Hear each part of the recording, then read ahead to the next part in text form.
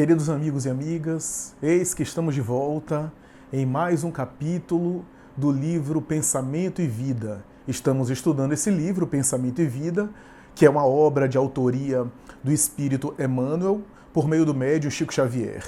No dia de hoje, estudaremos o capítulo 14, capítulo que é intitulado Corpo. O estudo da obra Pensamento e Vida, como já é sabido de alguns, está dentro do bloco Psicologia Espírita, porque temos um projeto no canal Raciocínios Espíritas de estudar temas psicológicos, temas comportamentais, conectando-os com os fundamentos da doutrina espírita. O capítulo de hoje aborda a questão do corpo, a questão corporal. Mas como temos falado, a abordagem de Emmanuel nesses temas, que são temas gerais, alguns temas bastante abrangentes, porque esse livro, Pensamento e Vida, é uma espécie de cartilha que ele elaborou do plano espiritual para a Terra, para que os encarnados tenham noção daqueles temas importantes para o espírito que se prepara para reencarnar, e esse capítulo, Corpo, não poderia ser deixado de lado. A abordagem que Emmanuel faz desse tema, nesse livro, é diferenciada. Porque o tema corpo físico, é um tema que é abordado muito na doutrina espírita. A doutrina espírita é uma proposta científico-filosófico-religiosa que não nega a importância e o valor que o corpo tem. Diferentemente de outras propostas religiosas do passado, quando me refiro ao passado, eu estou dizendo ao longo dos tempos, historicamente, as religiões tiveram a tendência de negar o corpo e de rejeitar a vivência corporal, em algumas situações até considerando-as como sendo algo negativo, algo que estaria em dissonância com a experiência religiosa, a experiência espiritual, algo que deveria ser temido, rejeitado e afastado. Foi assim, por exemplo, que se estabeleceu uma relação muito conflitiva com a vida física, as necessidades físicas, especialmente no Ocidente cristão, um conflito muito grande com a sexualidade humana, que fez com que, inclusive, alguns indivíduos mais tarde se apartassem da religião, e Freud, na sua psicanálise, procurou, inclusive, apontar os equívocos,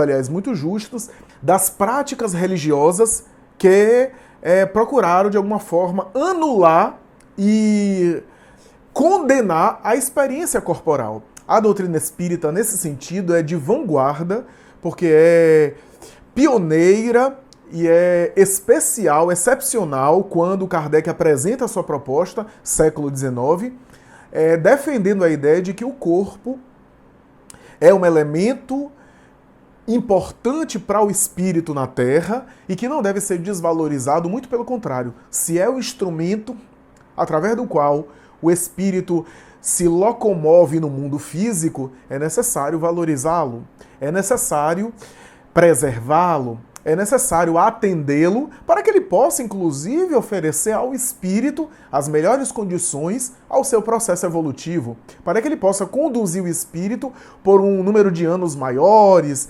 para que ele possa manter o espírito na aprendizagem terrena em um tempo maior. Então, nesse sentido, a doutrina espírita é inigualável e é excepcional no sentido de, naquela época, abordar o assunto dessa forma, uma forma integrativa, uma compreensão holística, sistêmica, em que, na época, do ponto de vista religioso, o corpo não era assim considerado. A abordagem de Emmanuel, no entanto, embora na doutrina espírita já se trabalha muito a temática do corpo, colocando o corpo como sendo um instrumento importante para o espírito, o meio de expressão do espírito, aquele veículo através do qual o espírito vai poder se manifestar. É assim que a doutrina espírita coloca que o cuidado é não viver para o corpo, não viver a serviço do corpo, das sensações físicas, da vivência apenas corporal, dos desejos apenas da carne, dos impulsos apenas material. Aí é diferente, porque aí eu viveria uma vida apenas mundana, uma vida apenas material, uma vida apenas de natureza animal, de natureza sensorial, e a gente mergulha na matéria para superar a própria matéria, para transcender a própria matéria, para se agigantar e ficar maior do que o corpo, porque nós somos mais do que a experiência física. Até psicologicamente eu consigo defender essa ideia sem precisar aqui apelar para a espiritualidade. O ser humano é muito mais do que o próprio corpo, porque é psiquismo, é emoção, é sentimento, que vai além apenas do automatismo corporal. Então nós somos muito maiores do que a experiência corporal. E sendo maiores, portanto, temos o objetivo no mundo físico de, através da matéria, transcender a matéria, ser mais do que a matéria, ser mais do que a vida material, do que o mundo material. Esse é o objetivo da proposta espírita. Em uma outra linguagem, é claro, evoluir, crescer, espiritualizar-se. Então, o espírito utiliza a matéria para da matéria superá-la, né? Mas não superá-la no sentido medieval de reprimir, de sufocar, de anular, de castigá-la, mas no sentido de que a partir da matéria, a matéria é um degrau, é uma escada que me conduzirá a experiências que vão além da matéria. Então essa é a necessidade do espírito ao mergulhar no corpo, né? E o que a doutrina espírita preconiza é que o corpo é uma espécie de moradia. O espírito fica morando temporariamente no domicílio material. Ou, se quiser, como diz Emmanuel de maneira muito bonita, internados temporariamente no corpo físico. Estamos internados temporariamente. Se estamos internados, temos limites que o corpo físico impõe. O corpo físico é o instrumento e a via de entrada do espírito na vida física e de saída do espírito da vida física, sempre passa pelo corpo físico.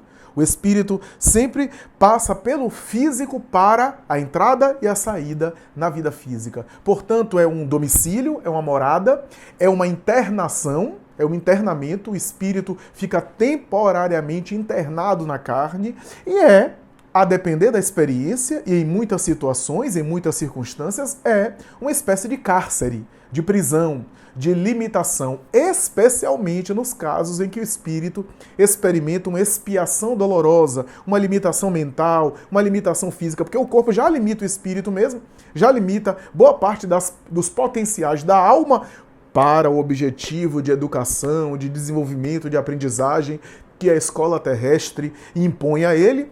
E mais do que nunca, no entanto, o corpo pode se tornar um cárcere na experiência, por exemplo, da expiação dolorosa, onde ele tem limitações muito severas no corpo carnal, limitações mentais, limitações físicas, por um objetivo também de aprendizagem e de desenvolvimento. O corpo físico, no entanto, é examinado pela doutrina espírita por diferentes aspectos. Eu poderia dizer que há, inclusive, uma espécie de antropologia espírita que estuda e que, desde Allan Kardec, que era contemporâneo de Darwin, chegou a escrever sobre a evolução espiritual e evolução do biótipo humano antes de Darwin, e mais tarde em A Gênese ele elabora melhor essa hipótese sobre a origem do corpo humano. Justiça seja feita, A Gênese é publicado um pouco depois da apresentação de Darwin a respeito da sua teoria da evolução das espécies, da seleção natural, mas é um espaço de tempo tão curto que é provável que a teoria de Darwin não estava popularizada naquela época,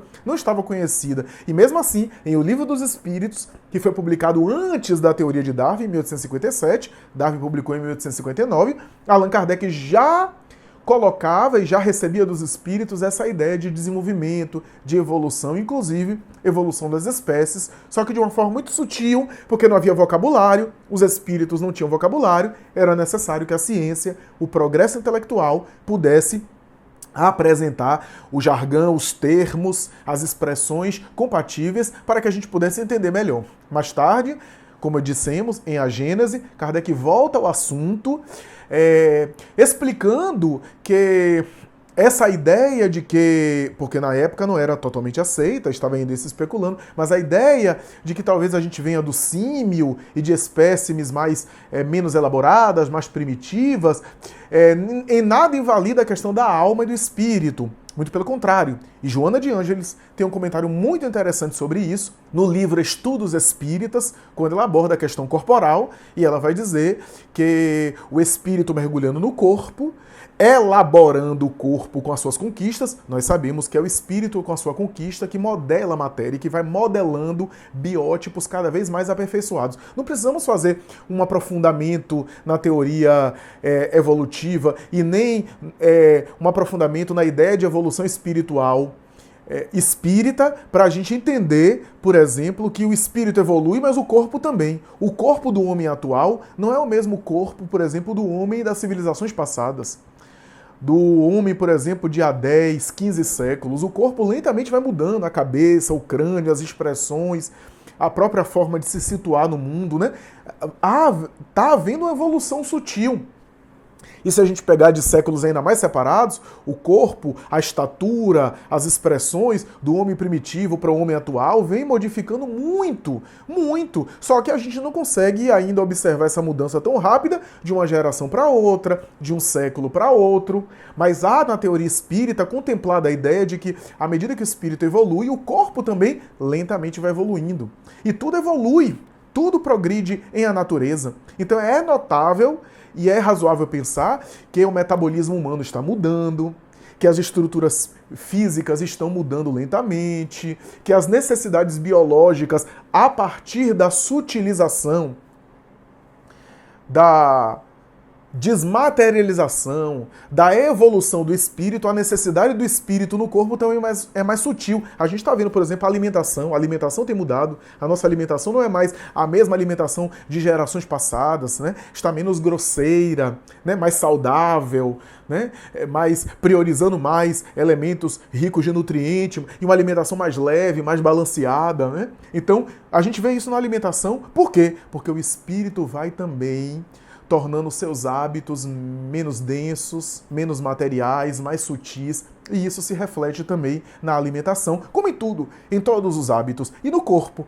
Então, essa antropologia espírita que eu estou falando aqui é de maneira bem sutil, bem superficial, até bem simples, porque se a gente for aprofundar, dá muita coisa. Mas o que podemos dizer é que o espírito vai modelando a matéria, graças às suas conquistas, que por meio do seu perispírito vai imprimindo no corpo novas disposições e ao longo dos séculos e até dos milênios vai modelando um corpo diferente para que os próprios espíritos das próximas gerações e ele próprio, futuramente em uma próxima geração, volte com um patrimônio físico mais aperfeiçoado para poder usá-lo melhor, para poder utilizá-lo melhor. Joana de Ângeles escreve o seguinte: a princípio, o espírito se encontrava em atrasada expressão, utilizando-se da forma símil em transição para fixar-lhe implementos novos, desde que a função precede o órgão e aquela procede do espírito, que modela as formas próprias, de que precisa para crescer e produzir experiências não conhecidas. À medida que as formas se aprimoravam, espíritos mais bem credenciados impuseram-lhe atributos outros que constituíram, através dos milênios, múltiplos e sucessivos, o corpo de que hoje ainda serve de temporária morada para as edificações futuras com que a humanidade progredirá no porvir, sob condições mais felizes, seguras e harmônicas. Olha o que a Joana está falando. Chegou o momento da evolução do homem primitivo, do homem recurvado, do homem bem ainda parecido com aqueles símios, né? Com aqueles animais, orangotangos, macaco-rezos, etc. Esse homem primitivo, esse homem que lentamente vai se aproximando do Neandertal, por exemplo, lentamente, espíritos mais evoluídos. É isso que é o elo perdido da evolução. O elo perdido da evolução é isso, né? Ou a raça adâmica, né? Simbolizado no elemento simbólico de Adão, né?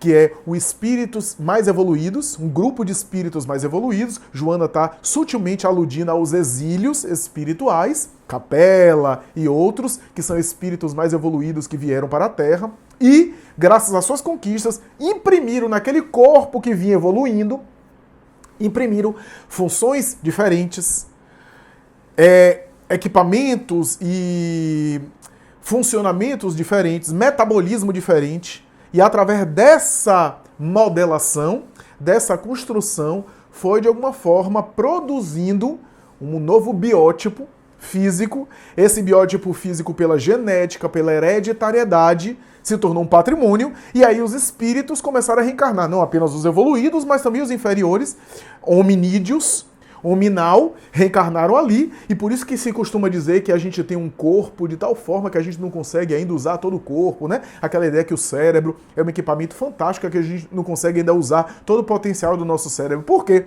Porque esses espíritos lá atrás, podemos falar exilados de capela ou qualquer outro, vieram e modelaram esse cérebro, essas funções corporais foram elaboradas, e até hoje a gente ainda está tentando usar o potencial total do corpo e do cérebro em especial. Olhe como essa expressão de Joana se casa perfeitamente com a expressão de Allan Kardec. Allan Kardec já havia escrito isso em A Gênese de uma outra forma quando ele diz: admitida essa hipótese, pode-se dizer que sob a influência e por efeito da atividade intelectual do seu novo habitante, o envoltório se modificou, embelezou-se nas particularidades, conservando a forma geral do conjunto.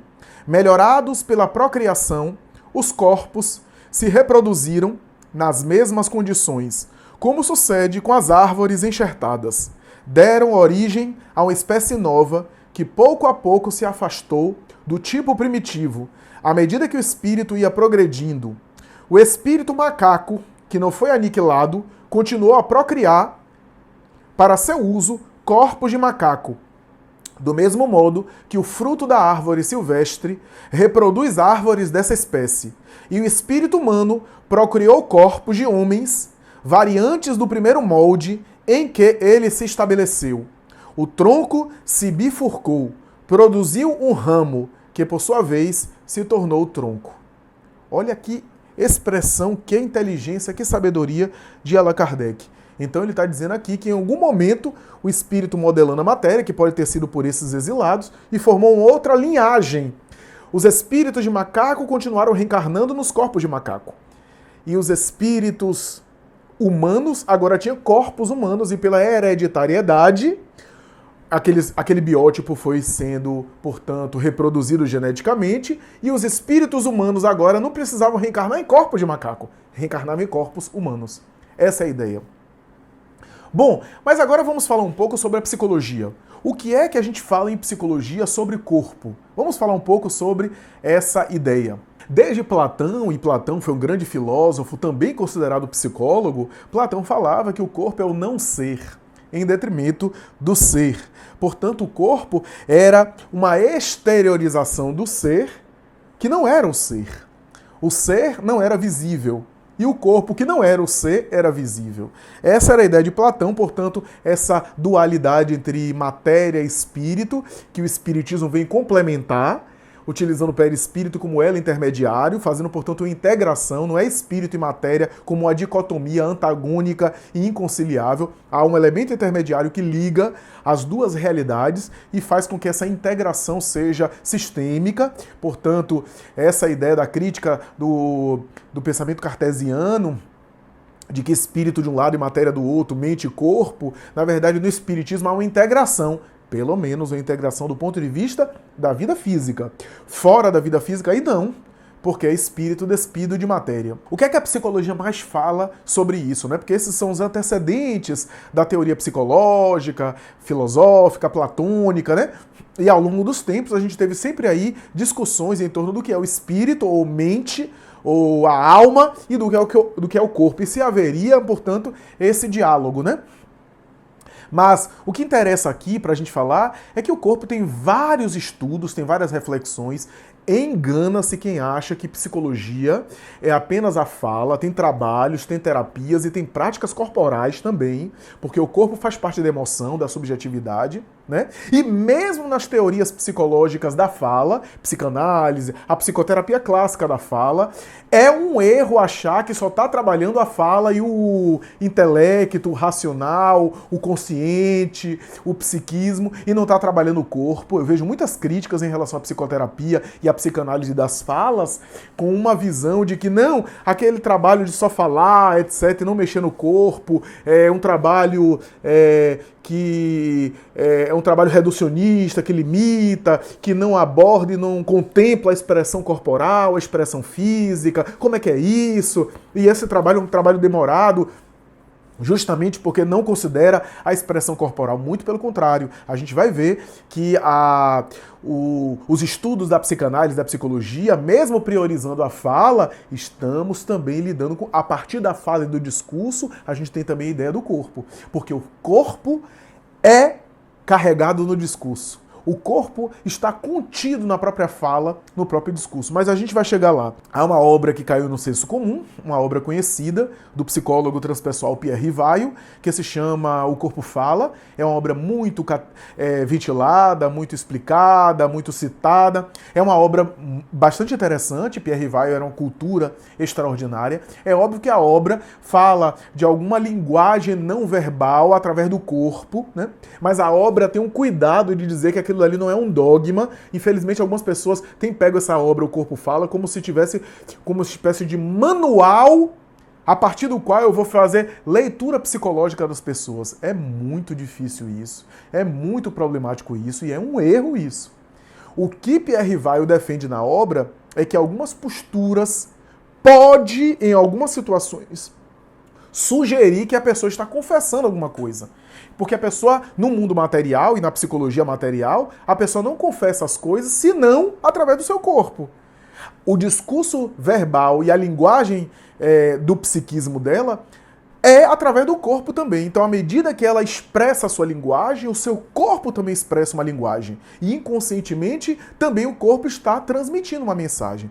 E, às vezes, através da linguagem apenas corporal, a gente pode entender um pouco da situação do indivíduo. Mas é complicado a gente psicologizar demais. Vou dar um exemplo bem clássico. A ideia de que o indivíduo que está de braços fechados, por exemplo, estou usando um exemplo bem simples, o indivíduo que está com os braços fechados, por exemplo, está numa atitude de defesa, uma atitude de armado psicologicamente, alguma coisa que ele está ouvindo que incomoda ele, então ele se fechou, né? Ele está conversando com alguém, ele se fecha assim, porque alguma coisa está incomodando ele, alguma coisa está aborrecendo ele, ou ele não está concordando com o que a pessoa está falando, ou ele está assistindo uma palestra e se fechou porque o palestrante está dizendo alguma coisa que de alguma forma toca no problema dele. É possível? É possível.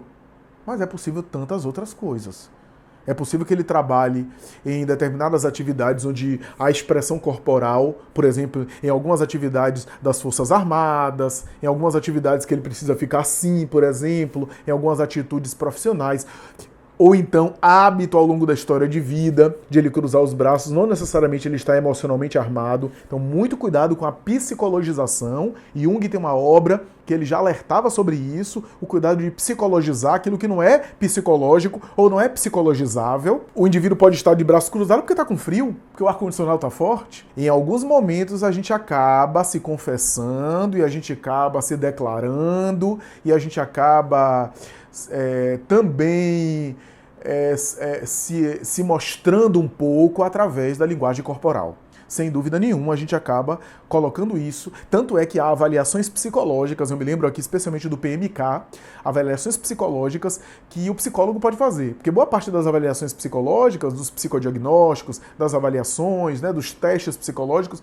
o indivíduo que está, por exemplo, fazendo um processo de seleção ou de avaliação de exame, se ele for psicólogo, ele tem que declarar que é psicólogo. Porque como ele conhece a teoria psicológica, ele conhece ali o texto, a literatura, a fundamentação, aquilo pode enviesar a avaliação. Mas há testes psicológicos que o psicólogo pode fazer. Como é o caso do PMK que eu estou citando aqui. Porque é tônus muscular. É através do tônus muscular que ele vai, de alguma forma, demonstrar o seu estado emocional, o seu estado de tensão ou não. Então, isso ele não pode, de alguma forma, escamotear, mascarar. Então, isso é uma coisa muito interessante. Uma outra coisa interessante na clínica psicológica, que a gente costuma dizer em psicoterapia, os colegas psicólogos, etc., que quando o paciente diz que está com dor no corpo todo, é porque a dor não é no corpo. A dor não é corporal. Isso é muito interessante a gente pensar. Dor no corpo todo quase sempre não é uma questão física, é uma questão emocional que está se expressando através do corpo. E aí eu me lembro, por exemplo, dos casos de fibromialgia, os casos de fibromialgia que estão tão na moda, uma condição aí incapacitante, uma condição que às vezes limita tanto o paciente, né? Sobretudo em mulheres, né? A fibromialgia tem uma questão aí no feminino, especificamente no feminino, que alcança as mulheres de maneira aí contundente, de uma maneira bastante significativa. Uma outra coisa interessante que a gente pode citar é o seguinte: na terapia psicológica a gente tem uma área, algumas áreas aliás, mas uma área é muito famosa chamada bioenergética. A bioenergética foi elaborada em uma escola fundada por Reich, William Reich, que foi discípulo de Freud, discordou de algumas teses freudianas e fundou a sua teoria psicológica, a bioenergética. Não confundir bioenergética aqui com a bioenergia que os passes espíritas proporcionam, a chamada bioenergia, que alguns autores colocam. A bioenergética é uma escola psicoterapêutica. Reich não era espiritualista, era materialista, mas a bioenergética defende a ideia de que existem anéis, couraças e contrações musculares que demonstram na estrutura corporal uma espécie de linguagem do sintoma emocional. Do sintoma emocional que o paciente carrega, né? Do sintoma psíquico que o paciente carrega. E através da leitura e da análise da densidade dessas couraças, do quão rígido e de quão intensificada e crônica está essas contrações musculares, dá para ter uma ideia. Reich teorizava muito a respeito da ansiedade, da irritação e da excitação sexual. Ele diz que através da análise corporal dá para estudar um pouco irritação, ansiedade e excitação sexual, principalmente, né? E o seu discípulo, Alexander Lowell, que foi um dos discípulos de Reich, procurou de alguma forma ainda aprofundar ainda mais essa colocação, esse estudo, de uma maneira especial, de uma maneira excepcional, né? Falando sobre as couraças, os anéis, etc., que concretiza no corpo experiências que são emocionais, né? Então, vale a pena aqui a menção. E por que eu estou fazendo essa menção? Porque Joana de Ângeles Espírito, em uma das suas obras, chamada Amor Imbatível Amor, uma das obras da coleção psicológica que nós pretendemos estudar, aborda a questão da bioenergética. Toda a obra Amor Imbatível Amor é uma análise de alguns temas, tendo como referência a bioenergética e, claro, a doutrina espírita. Os aspectos espirituais a partir das ferramentas e dos conceitos da bioenergética. Então é muito interessante essa obra, vale a pena a gente aí procurar, e a gente vai estudar, a gente pretende estudar no canal, se Deus permitir. A psicanálise também fala do corpo, por incrível que pareça, como a gente falou, há muitas críticas sobre a psicanálise, que a psicanálise não fala, que a psicanálise não aborda essas questões. Aborda. É claro que a psicanálise prioriza a fala, o psiquismo, mas não há discurso sem corpo, né? A ponto de a gente dizer que o sintoma, isso é um conceito freudiano e lacaniano, o sintoma de todo paciente é uma palavra amordaçada. Deixa eu explicar aqui. Linguagem e palavra na psicanálise é muito mais complexo do que o senso comum aí define, tá? Linguagem não é apenas o falar ou escrever, tá? A psicanálise coloca a linguagem como sendo uma forma de mensagem. Toda mensagem é uma linguagem. Daí, tanto é que Lacan, em um momento da sua obra, chega a dizer e definir que o inconsciente é formado a partir da linguagem, que o inconsciente corresponde a um conjunto de linguagem, né? Por quê? Porque o inconsciente se formou a partir do quê? Das relações com o pai, do ponto de vista da psicanálise material, relação com o pai, relação com o outro, relação com o meio, relação com a sociedade, relação com o sexo oposto, com o mesmo sexo, para formar a identidade sexual, para formar a motricidade, para interagir no mundo, né? Se costuma dizer na psicanálise que a criança é falada antes de falar. Daí a ideia de que a linguagem demarca de maneira bastante característica o processo aí de compreensão do mundo da psicanálise, né? Então, a linguagem não é apenas o falar, né? Mas até eu não falar, eu estou, de alguma forma, transmitindo uma linguagem, né? Então, é algo que, portanto, o sintoma é uma espécie de linguagem. O sintoma de um paciente é uma espécie de linguagem. E, às vezes, o sintoma é uma linguagem que está amordaçada ou uma palavra que está amordaçada. Ora, o que é que eu quero dizer com isso, com palavra amordaçada? Eu quero dizer o seguinte, que o não dito, aquilo que não é verbalizado pelo paciente, cujo sintoma pode ser compartilhado pela fala, aquilo que não é colocado na fala mesmo, aquilo que não é dito fica amordaçado e fica, portanto, guardado. Aonde? No corpo. O discurso no qual pode aparecer o sintoma fica amordaçado e fica preso no corpo. E isso é tão importante que mais tarde Lacan ele vai voltar a definir sintoma no final da sua obra e ele chega a dizer que o sintoma é uma espécie de acontecimento de corpo. Um acontecimento de corpo, que aparece no corpo, seja na linguagem falada, seja no corpo especialmente, seja no corpo imaginário, no corpo simbólico, ou nas expressões do real no corpo. Da mesma forma que a palavra que não fica amordaçada no próprio corpo, fica presa no próprio corpo, a gente pode dizer também que o discurso do paciente, a fala do sujeito, leva consigo o próprio corpo dele. Quando ele viabiliza um discurso, quando ele expõe a sua palavra, na própria palavra dele, no próprio discurso dele, está contido nela o seu corpo. Simbolicamente, também, em termos de conteúdo, ele coloca no conteúdo da sua fala muita coisa do corpo. E aí a gente vai começar aqui a abordar o seguinte, que existem sintomas corporais que são metáforas da emoção. Por isso que o terapeuta às vezes olha o corpo, às vezes avalia o corpo, porque do corpo a gente dá para entender aqui as questões. O corpo diz um pouco do muito que nós somos. E é por isso que o corpo também é importante no análise, né? Apesar de que a palavra já traz consigo o corpo, como nós dissemos.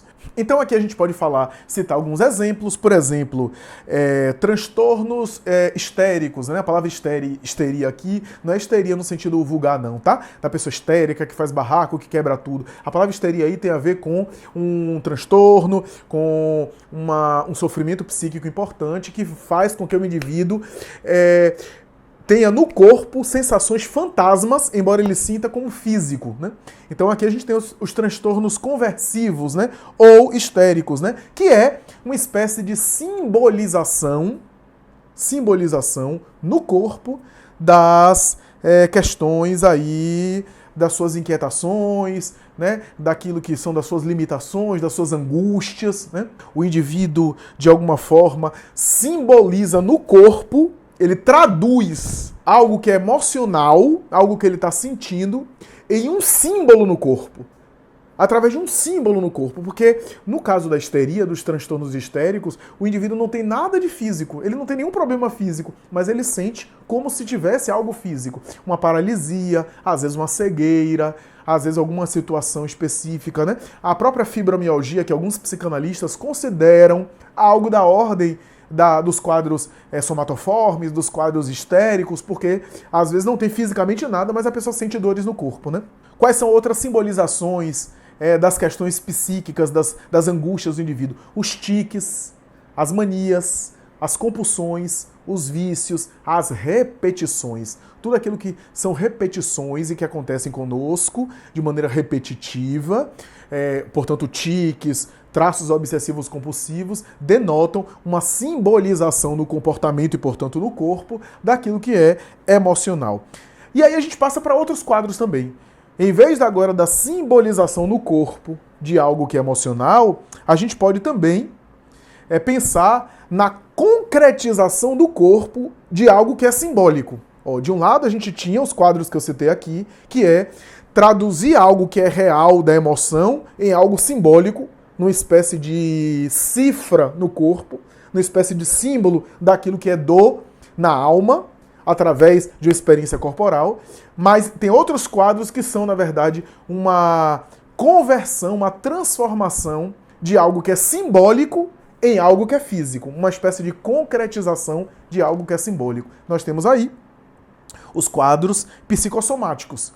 Então a pessoa, de maneira geral, faz, portanto, uma gastrite, faz, portanto, uma úlcera, faz, portanto, uma dor de cabeça, faz, portanto, algum problema cardíaco, algum problema de coluna, por causa de algo psíquico. Algo psíquico gerou e afetou o corpo mesmo. Então, se a pessoa for fazer o exame, tem lá o problema. Então, aí é diferente, é uma concretização do simbólico. Nós temos ainda, na psicologia, distúrbios de autoimagem, anorexia, bulimia, onde a criatura, normalmente mulheres, se veem gordas estando muito magras, e é uma distorção da autoimagem, portanto, da imagem que ela tem do próprio corpo.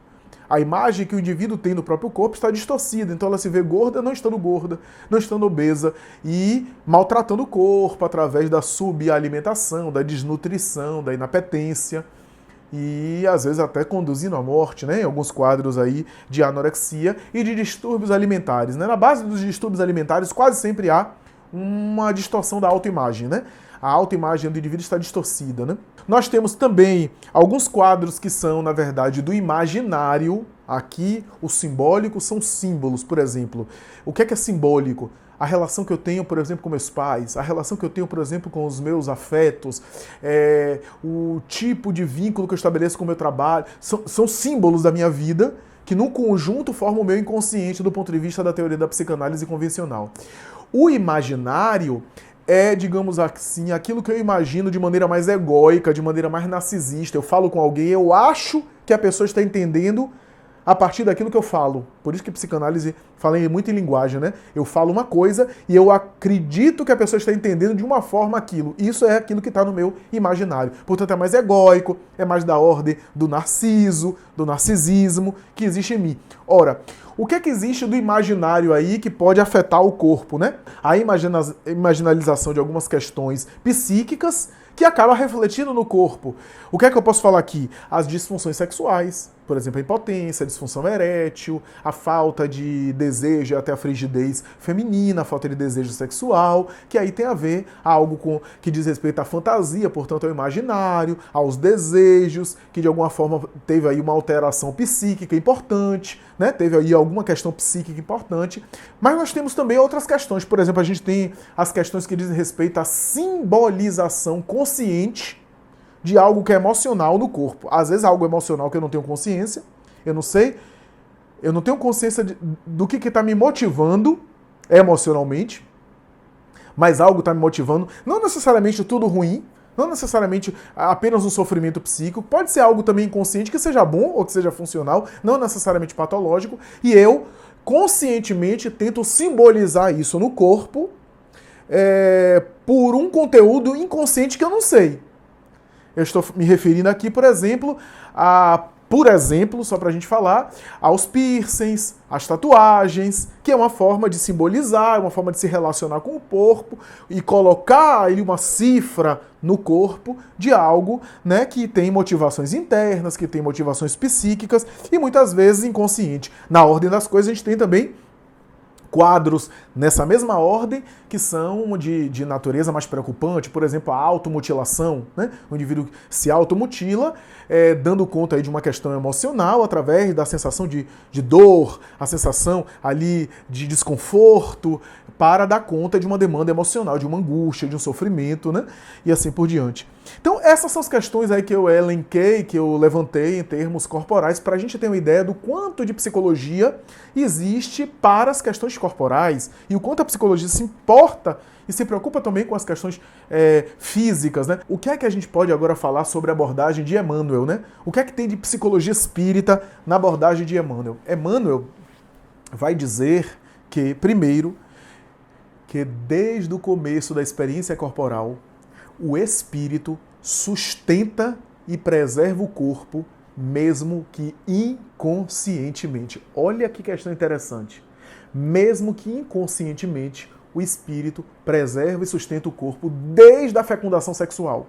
Quando ele envolve o embrião, que agora é envolvido pela sua atmosfera psíquica e a partir daquele momento começa a envolver o corpo, desde o começo, com recursos de manutenção e de preservação que muitas vezes ele não tem consciência disso. Através do seu perispírito, desse modelo organizador biológico, como dizem alguns parapsicólogos, né? E aí Emmanuel vai dizer o seguinte: lembremos-nos de que o espírito, inquilino da esfera física, lhe preside a formação e a sustentação, consciente ou inconscientemente, desde a hora primeira da organização fetal. Não obstante, quase sempre, sob os cuidados protetores de mensageiros da providência divina. Emmanuel vai dizer mais. Vai dizer que todo o corpo é uma estrutura eletromagnética desde os impulsos elétricos dos neurônios até as células mais ínfimas, mantém uma conexão eletromagnética que revela ali princípios espirituais em evolução. Olha que coisa interessante. O espírito é um princípio espiritual que evoluiu e chegou à fase humana, se humanizou. E cada célula do nosso corpo são princípios espirituais em evolução que um dia podem, de alguma forma, alcançar a configuração de entidade individualizada, de entidade agora espírito, né? Com E maiúsculo.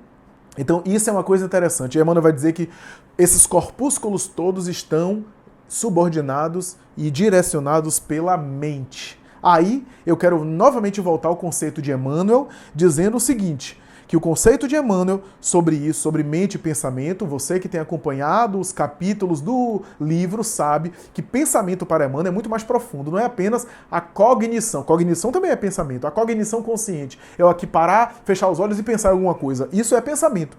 Mas para Emmanuel, pensamento não é só isso. Pensamento tem a ver com reflexos, isto é, há determinados pensamentos, ou melhor, há determinado funcionamento que ocorre dentro de mim, inconscientemente, como se fosse um stand-by de celular ou um offline, sabe? Uma atualização de um programa de software que está acontecendo, você fecha o computador, ele está atualizando ali, você desliga a tela do celular, bloqueia a tela do celular, mas ele está atualizando ali, acontece isso offline. Ou seja, há uma forma de funcionar psíquica que diz respeito a toda a nossa história espiritual, que faz com que a gente vibre em uma faixa. Olha só, é por isso que você às vezes para e diz assim, eu tento pensar de maneira positiva e não consigo. Por quê? Porque você agora está tentando mudar de padrão. Só que ao tentar mudar de padrão, que é muito difícil, ao você ter no seu inconsciente, ou se quiser na expressão de Emmanuel, esse reflexo condicionado que faz você vibrar automaticamente nos hábitos antigos, graças ao quê? A culpa de erros praticados no passado, a culpa, a consciência de culpa do espírito, e aos vícios, às imperfeições que ele alimentou muito, faz ele pensar de maneira negativa. Aí daí, há muita gente que me diz assim, eu vou orar, eu vou meditar, de repente vem pensamento perturbador, vem pensamento negativo, às vezes até imagens depravadas, vulgares. É natural? É natural. É o inconsciente jogando para fora, porque são os hábitos antigos. Não desista, continue.